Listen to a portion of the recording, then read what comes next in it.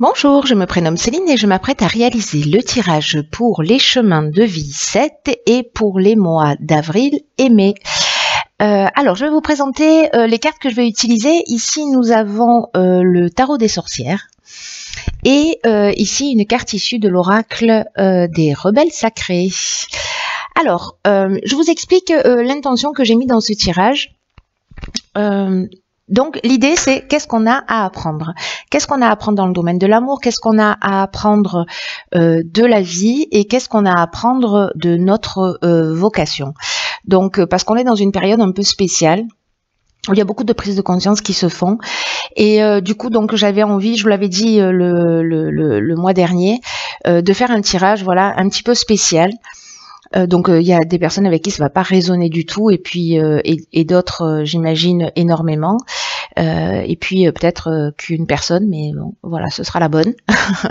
Donc on va commencer tout de suite le tirage en voyant ce que nous réserve cette première ligne de ce qu'on a à apprendre au niveau de l'amour quand on a un chemin de vie 7 sur ces semaines à venir. Et ici nous avons la carte de la lune, la carte du 8 d'épée, la carte du 6 d'épée. Ok, alors, vous les voyez pas bien sûr, ce serait trop facile.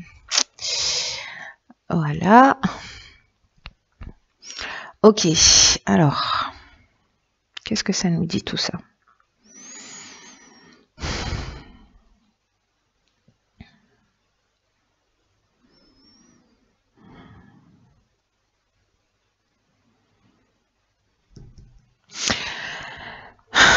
Alors, j'ai l'impression, on commence direct avec une arcane majeure, hein, qui est la lune, et qui nous parle de beaucoup de choses, qui nous parle soit de liaisons amoureuses compliquées, soit de pas voir les choses d'une manière claire et lucide, soit peut-être pour certains d'avoir un sentiment de désorientation, ou peut-être un sentiment d'inquiétude ou d'appréhension.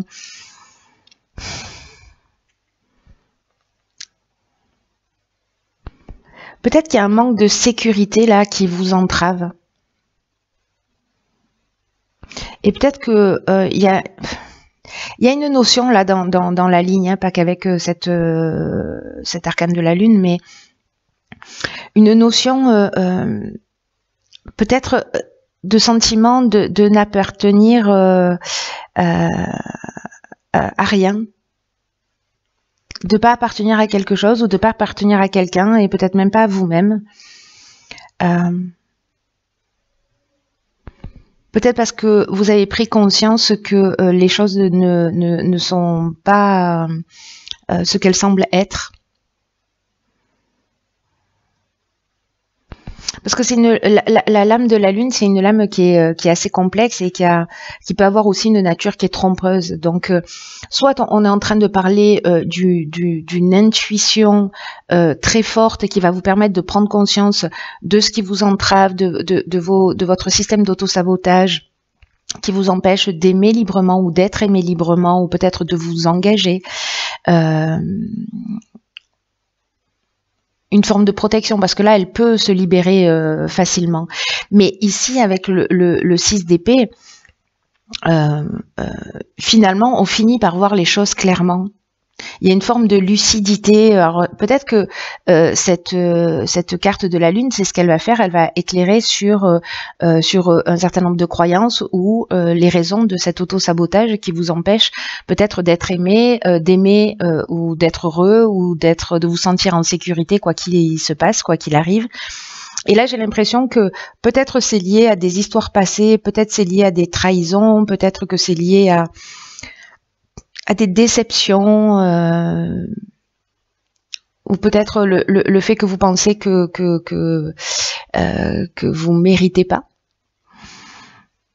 Mais du coup, vous êtes plus fort de tout ça. J'ai l'impression que vous vous saisissez de ces épées et que vous tournez le dos à cette situation qui va être éclairée.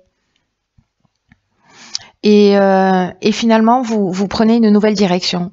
Alors, soit il y a une notion de fuite, mais moi, j'ai pas l'impression que ce soit le cas, là, dans cette ligne. Il y a plutôt une notion de « ça y est, je comprends ».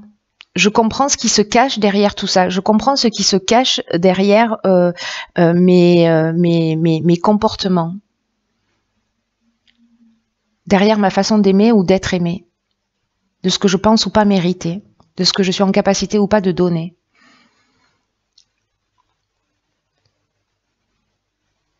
Et du coup, on se saisit de tout ça, plus riche, plus fort, plus sage, pour partir dans une nouvelle direction. J'ai vraiment la sensation qu'il y a quelque chose qui va être précisément mis en lumière. Peut-être que ça peut vous désorienter un petit peu. Hein,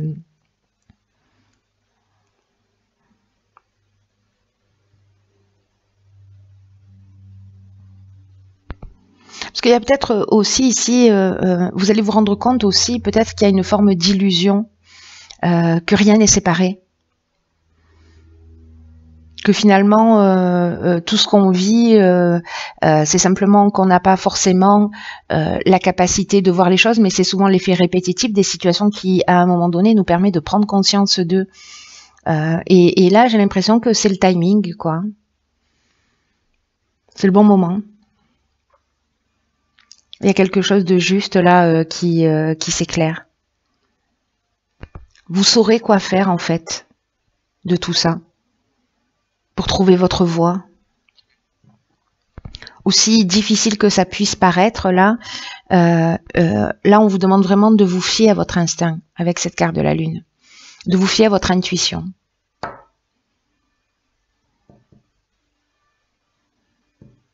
C'est intéressant, mais c'est intéressant parce que je vois une guérison en fait là. Beaucoup de guérison. Une occasion de guérir. Après, vous pouvez choisir de rester dans des schémas répétitifs et peut-être de nourrir des déceptions, etc. ou d'être dans une forme d'illusion et de pas accepter de voir les choses. Et il n'y a pas de jugement par rapport à ça. Chacun choisit comment il a envie d'avancer. C'est pas cette fois, ce sera la prochaine. Voilà, chacun son timing. Alors, on va voir ce qu'il y en a à apprendre de la vie. Donc là, on a l'As de coupe, rien que ça. On a le 8 de pentacle. Ok. Et on a le 6 de pentacle. Ok.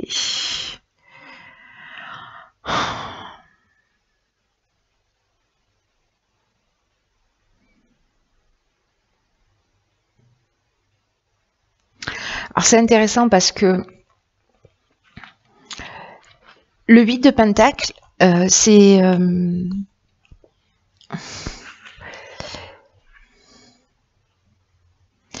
il y a une forme alors, soit peut-être, soit il y a peut-être un déséquilibre dans le temps que vous passez, soit à travailler par rapport aux relations, au temps que vous passez avec vos amis, du temps que vous prenez pour vous, voilà. Peut-être que certains d'entre vous se sont plongés dans le travail avec une forme voilà d'application minutieuse aux détails. Peut-être certains sont en train de faire aussi un nouvel apprentissage ou en tout cas d'élargir leur savoir, leur connaissance, peut-être pour se rapprocher de cette abondance, de cette richesse, de ce bien-être, de cette complétude, ou peut-être il y a une fuite dans l'activité professionnelle. Et dans ce cas-là, on pourrait effectivement le considérer comme une fuite, une espèce de refuge. En tout cas, il y a quelque chose qui est déséquilibré parce que cette carte du 6 de denier, elle nous parle de ça. C'est une carte aussi qui a plusieurs sens, qui peut être ambiguë, qui nous dit voilà, soit on est extrêmement généreux et on distribue, mais en même temps il y a une notion de pouvoir sur les autres. Donc qui a le pouvoir? Est-ce que on donne parce qu'on a besoin d'être valorisé, on a besoin de reconnaissance, on a besoin de se définir par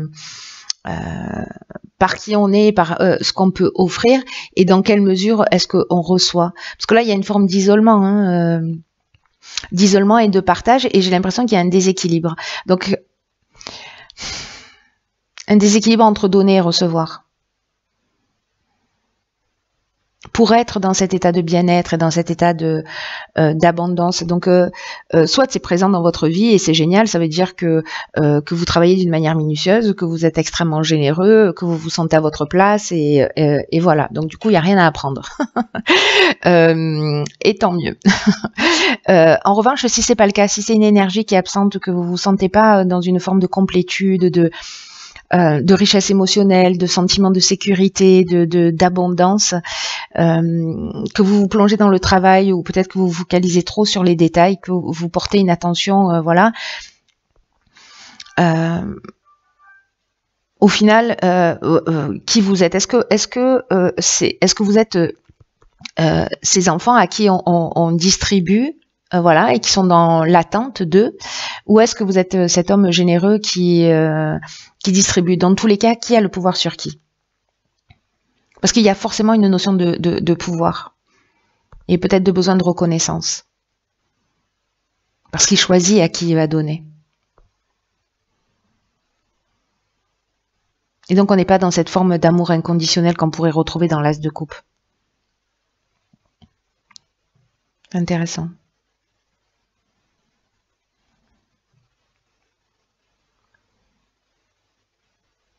Ou alors ça veut dire aussi que, enfin, une des options possibles, c'est peut-être que vous êtes tellement concentré ou que vous vous occupez tellement des autres que vous vous oubliez.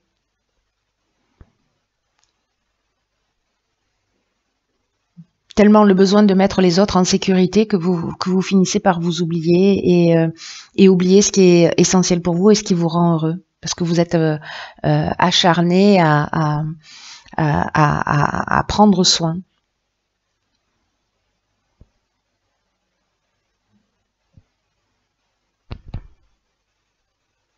Parce que vous voyez là, il peut y avoir aussi une notion de routine parce qu'elle en est à son 8e pentacle. Elle travaille d'une manière minutieuse, mais il peut y avoir cette notion de que les habitudes aussi doivent changer.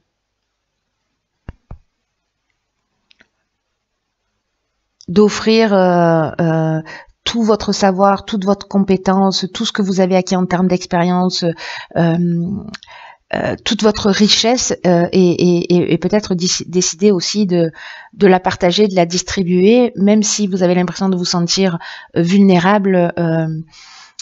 Parce que ici, peut-être qu'il y a eu des formes de trahison qui peuvent prendre plein d'aspects, hein, parce qu'on est dans l'amour. L'amour, c'est pas uniquement on n'est pas uniquement dans la relation de couple. Hein, les trahisons, elles peuvent arriver de toutes parts. Hein. Et peut-être que là aussi, il y a un sentiment d'accomplissement, mais que ce sentiment d'accomplissement, parce que vous avez l'impression que ça y est, vous êtes rentré dans une forme de routine et que vous aspirez à autre chose.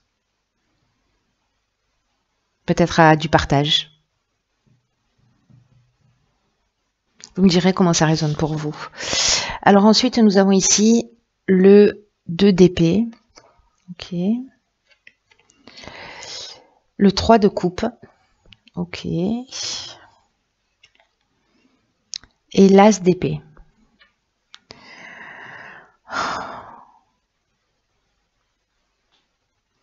Alors le 2 d'épée, moi, il me parle de deux manières différentes. Je sais que c'est pas souvent le cas, mais bon, voilà, je vous dis comme je le perçois. C'est que il y a deux options. La plus commune, c'est d'être dans le déni, d'avoir des sentiments bloqués, ou peut-être des émotions qui soient réprimées. Peut-être prétendre une chose, prétendre qu'on est heureux, qu'on est dans l'abondance, etc., mais que au fond, vous ressentez autre chose. Peut-être vous avez fermé votre cœur. Il y a peut-être ce que vous montrez et ce que vous êtes.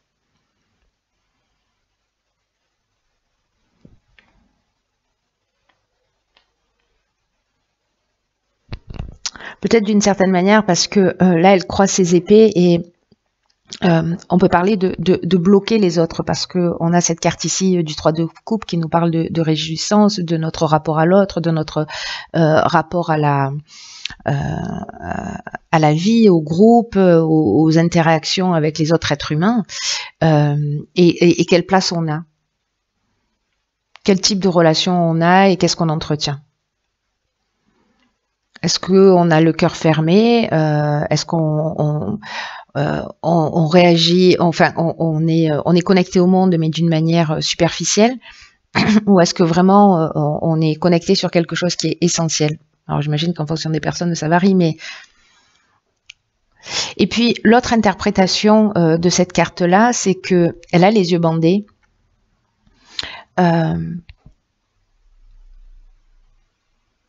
Et qu'elle se fie totalement à son intuition. C'est comme s'il y avait une espèce de connexion, on a la lune ici.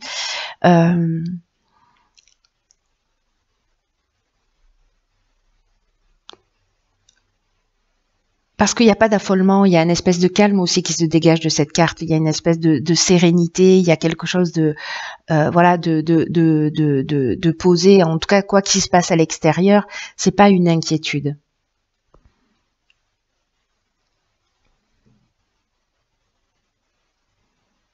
Ou alors il peut y avoir un choix, se choisir soi, se sacrifier pour les autres, c'est ce qu'on pourrait retrouver ici aussi.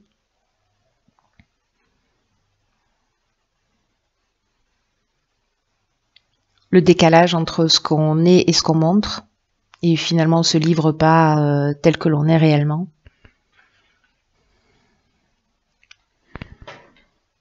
En tout cas, avec l'As d'épée, il y a une notion quand même de clarté, de vérité. Moi, je pense que cette conscience va arriver dans votre vie. C'est comme si il y avait une illusion qui allait être brisée ici. Là, avec l'As d'épée, on est dans la voie de l'avancement. En déterminant ce qui est alors j'aime pas trop dire ce qui est bien et ce qui est mal parce qu'il n'y a pas de notion de bien et de mal, mais de ce qui a l'air logique ou en tout cas d'utiliser la logique et les faits parce que là on est dans le mental avec les épées, mais en tout cas d'affronter la réalité, d'affronter vraiment d'être dans l'analyse de tout ce qui nous met dans cette situation. Pourquoi on n'ouvre pas autant son cœur? Pourquoi on n'est pas dans le partage? Ou peut-être qu'on est, on est dans le partage, peut-être qu'on a une vie sociale, peut-être que, voilà, mais qu'il y a quelque chose au fond de nous, au fond de notre cœur qui ne transparaît pas.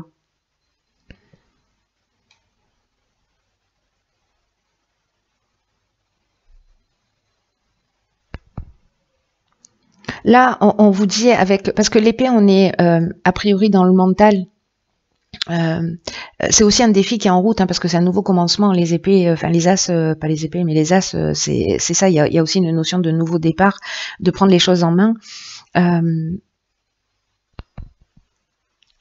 Et cet as d'épée peut nous dire aussi que peut-être on est trop dans le mental et qu'il y a une analyse qui est excessive et qui peut rendre aveugle à l'essence même de la question, qui exige elle précisément de faire appel à votre intuition plutôt qu'à votre intellect.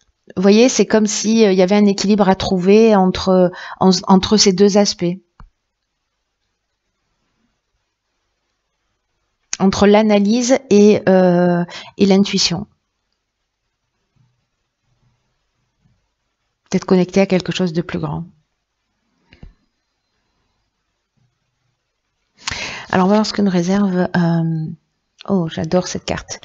Alors ici, nous avons la carte 27 qui s'appelle Recevoir. C'est une carte juste magnifique parce que c'est une carte qui dit que vous êtes aimé, que par quelque chose de plus grand que vous, et que parfois vous avez peut-être le sentiment de vous sentir seul ou en tout cas de l'oublier. Et là on vous dit de prendre un instant pour vous arrêter, pour respirer, pour juste être, et que c'est dans ces moments-là que vous allez ressentir cette connexion. Ça me fait penser à ça, voilà, ça me fait penser à ce 2 d'épée, d'être connecté à quelque chose de plus subtil, et puis on a la lune aussi qui nous parle de ça. En tout cas, il y a comme un processus de guérison là qui se met en route pour faire la paix avec une forme de culpabilité ou de honte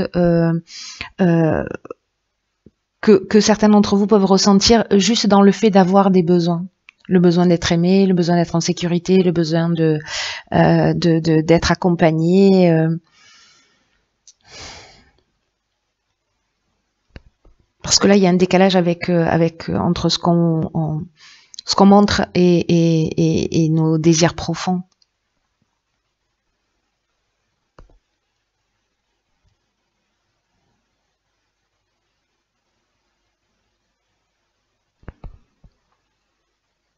Peut-être que cette abondance-là, à laquelle vous aspirez dans votre cœur, c'est cet amour inconditionnel, cette abondance sous tous les aspects de l'existence, peut-être que vous vous sentez pas digne de le recevoir. Et là, on vous demande, en fait, avec cette carte de vous libérer de toute cette fausse culpabilité, de toute cette honte d'avoir des besoins, de relâcher toutes les fausses croyances. Je sais pas, par exemple, ça me fait penser à cette carte-là qui dit que qui peut dire aussi que parce que là elle travaille d'une manière acharnée, que le repos c'est du temps perdu, c'est du temps gâché, et de comprendre qu'en fait on peut accepter le repos parce qu'il y a un repos sain, il y a un repos qui est productif, il y a un repos qui est sacré, et que c'est ce repos, c'est cette connexion à vous-même, c'est ce centrage qui vous permet justement d'être aussi dans l'action et dans le mouvement. Et parce que ça va vous apporter de la paix, de la joie. Parce que le repos et l'activité s'équilibrent. Parce que le temps pour vous et le temps avec les autres s'équilibrent.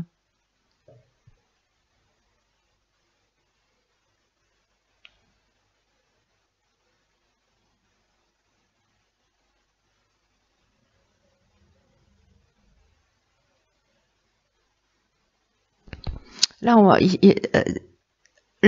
vous dit, autorisez-vous à faire une pause pour prendre ce temps pour vous, pour faire ce point, pour amener cette compréhension si elle est nécessaire pour vous, de quel est le temps que je m'accorde, quel est le temps que j'accorde aux autres, dans quelle mesure je prends soin de moi, je prends soin de mes désirs, je prends soin de mes besoins, dans quelle mesure je suis en conformité avec mes désirs profonds. Est-ce que j'en ai conscience de ces désirs profonds? Est-ce que je les nie parce que c'est pas politiquement correct, parce que c'est pas spirituellement correct, parce que j'ai envie d'être en sécurité, j'ai envie de gagner de l'argent, et que il y a une croyance que il faut être totalement démuni quand on a une quête spirituelle ou une quête d'évolution. Vous voyez, ça peut être ce type de croyance. Alors qu'en fait, vous pouvez être dans l'abondance totale et tout avoir. Voilà, rien n'est fermé, on est limité que par notre esprit. On se sabote soi-même. Il y a une belle, il y a beaucoup de douceur quand même dans ce tirage. Il y a quelque chose pour moi de très subtil, une notion, et en fait ça reprend bien les chemins de vie 7, parce qu'il y a cette notion de spiritualiser la matière et de matérialiser la spiritualité. Je ne sais pas si je suis claire quand je dis ça, mais je pense qu'il y a des personnes pour lesquelles ça va résonner.